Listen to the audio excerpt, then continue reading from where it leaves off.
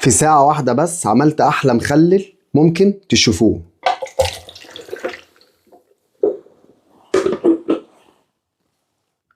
يلا بينا يلا بينا. طبعا معايا خيار ومعايا جزر ومعايا بصل أورمة وفلفل سبايسي وقرنبيط وليمون متقطع بالطريقة دي.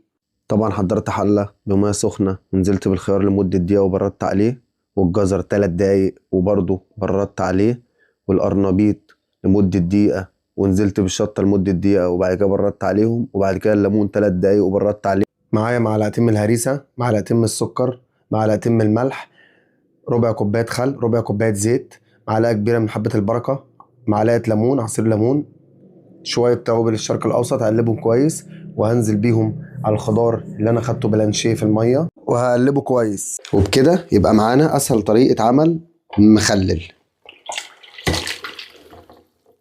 ندوق مع بعض. طبعا أنا عايز أقول لكم الشكل عامل إزاي ولا الريحة.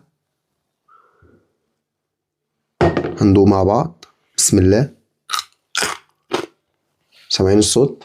حاجة خطيرة، جربوها هتعجبكم جدا على سفرة رمضان.